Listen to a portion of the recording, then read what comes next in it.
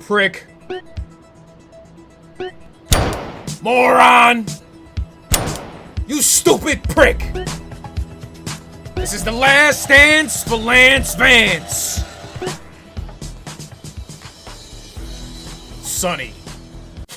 Hey, it's October. Did someone say topical videos? So I asked 2 of your favorite YouTubers to lob me their favorite horror film, or just their highly respected suggestion for a Halloween watch. There's really no rules. So for these videos, I asked Whang, Wendigoon, and you know what? Let's just make it 3 of your favorite YouTubers. I also asked Elvis the Alien. Happy Halloween, guys, and yes, there will be a sponsor read after this intro. I'll try and make it as off the hinges as possible, even though I'm working with a corporate giant. Wish me luck.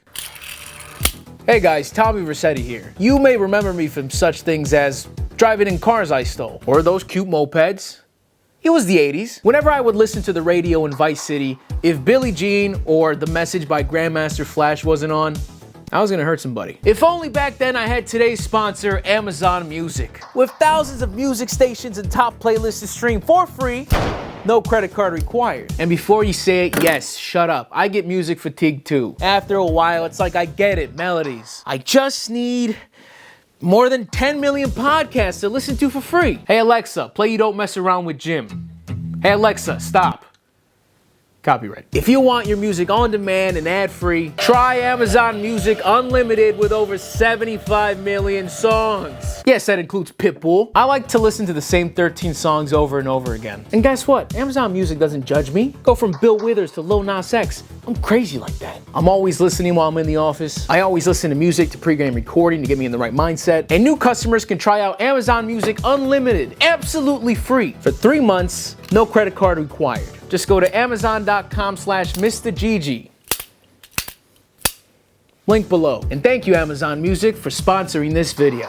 So, Whang, what movie do you suggest that I watch? Part of my appearance right now, I'm currently on tour, I'm in a hotel room, but Mr. GG invited me on to have him watch one of my favorite horror movies. So I decided that he should watch The Beyond. The Beyond is a part of Lucio Fulci's Gates of Hell trilogy, my favorite entry into it, and it features some of his best gore as well as one of Fabio Frizzi's best soundtracks. It tells the story of a woman who inherits a hotel that's built over one of the Gates of Hell. And although the story can seem somewhat incoherent at times, I think that vaguely incoherent quality contributes so much to the sense of horror in this film. The feeling that all the strange tragedies and weird coincidences are guided by some otherworldly hand. It's one of those films that, because it's so bizarre, may not even really click until the second or third time you watch it. But anyway, if you don't know me, I'm Whang. Thanks for having me on, Mr. GG.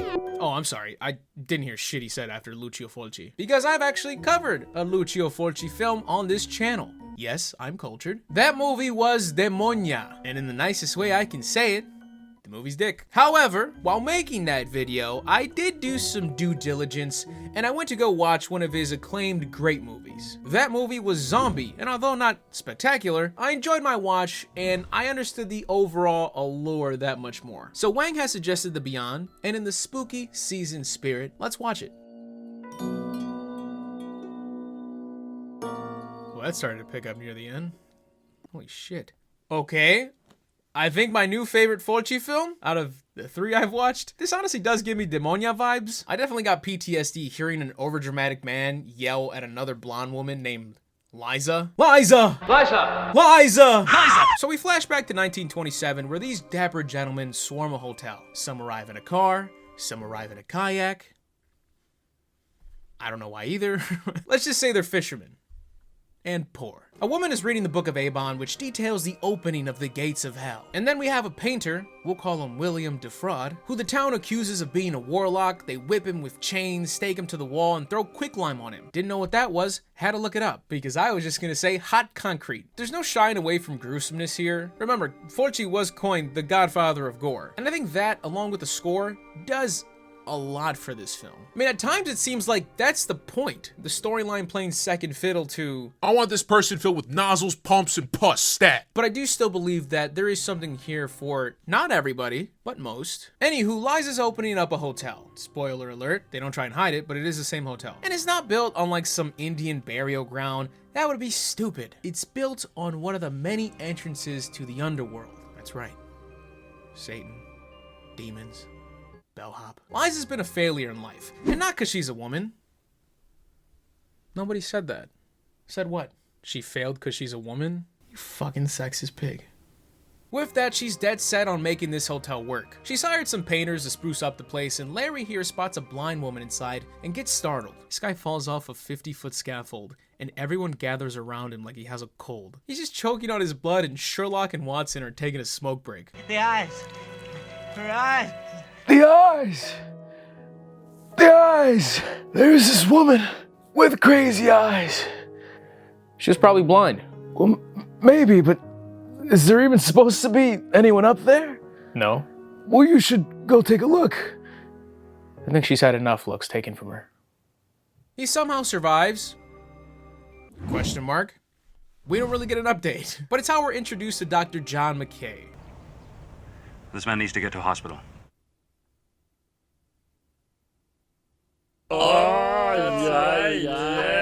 That's how I feel when I go to the doctor and they're like, Okay. I say, take some Advil for a week, you should be fine. And that's gonna be $600. but I have insurance.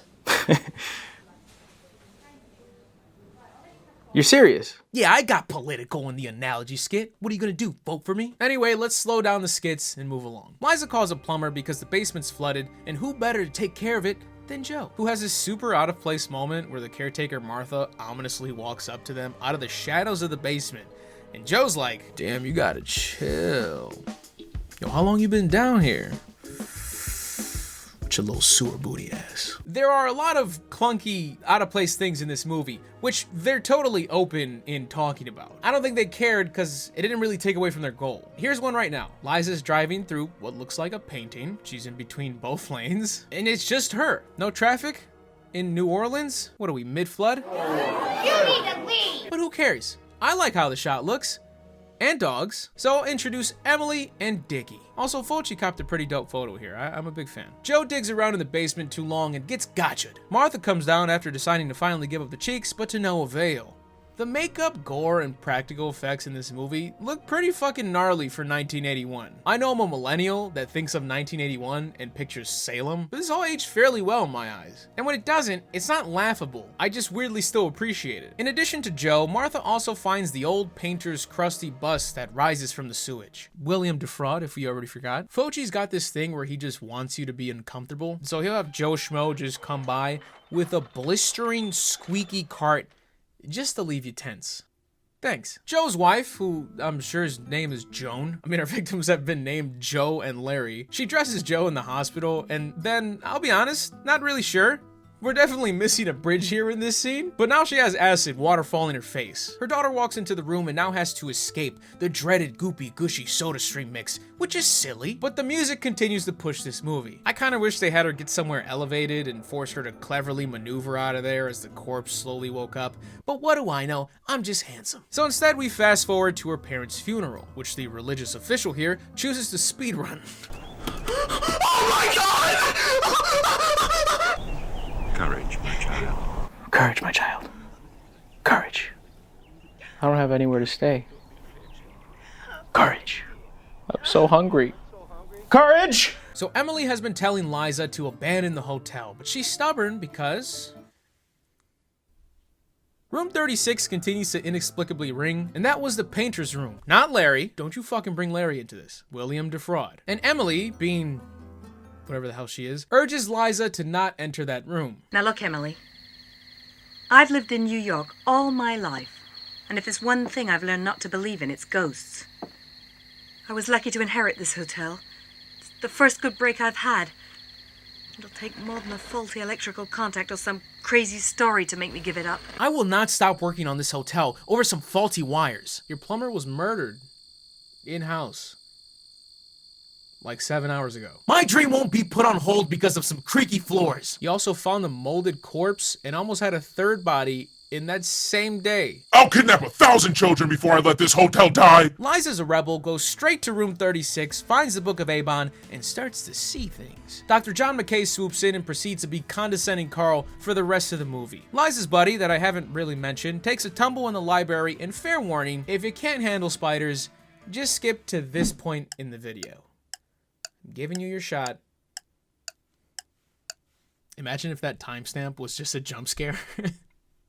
Would you unsubscribe? I probably would think about it. All of a sudden, a drumline of tarantulas come out to play, and it's gross. Because some of these are real, but even the fake ones make the hair on my nuts rise. But this is where we get a very long, drawn-out scene of torture. These 8-legged freaks not only nibble away at his face, but it's accompanied by every sound effect in Fulci's library playing at once. There's squeaking, squawking, the score randomly jumps in. They gouge his eyes, remove his tongue. If Fulci set it up, he's gonna make sure that you fucking see it. Also, turns out Joe's down bad in the afterlife because he comes back for Martha via stealthy sewage. And boy, does he nail her. Aha. Now we get to this fire scene though. Emily is ambushed in her home by those who have fallen. They don't directly attack her, they just haunt her in silence. And that's when this selfish broad sicks Dickie on him.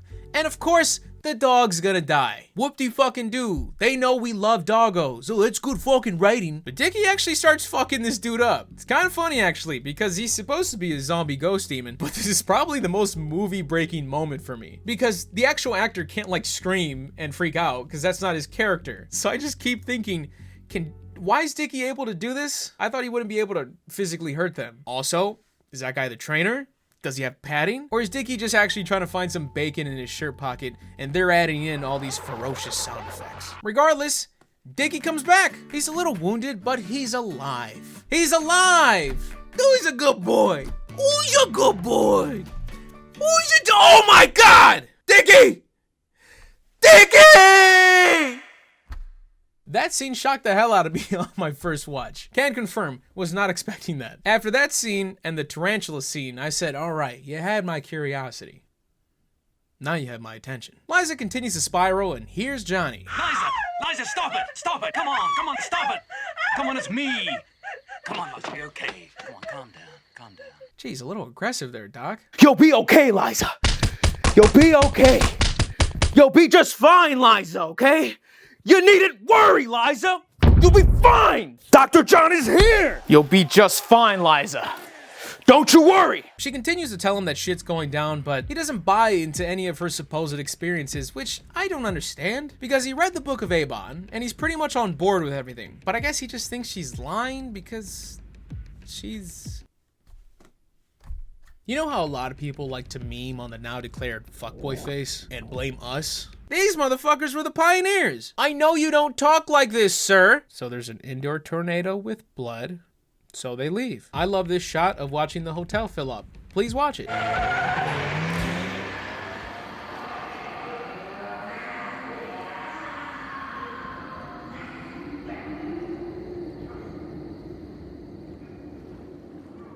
So cool! They rush back to the hospital, and this is where they hold up since the gate of hell has now opened. But John, No, Liza.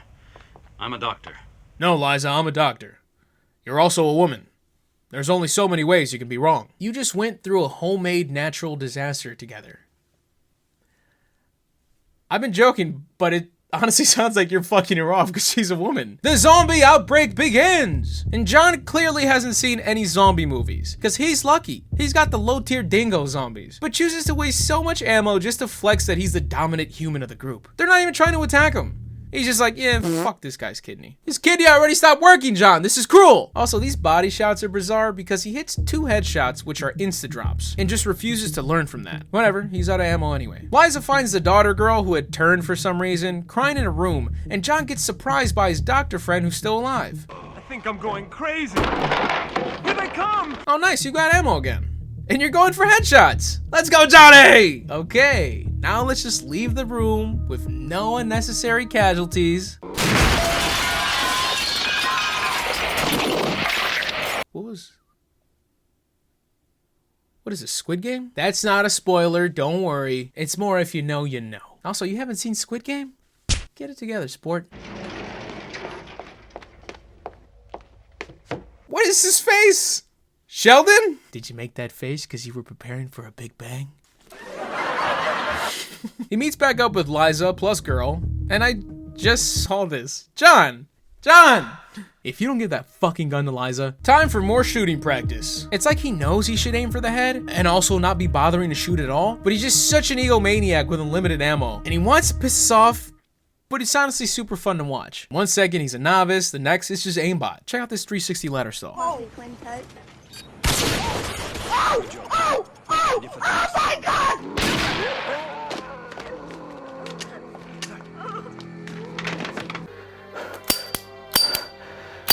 This damn thing only holds 32 bullets?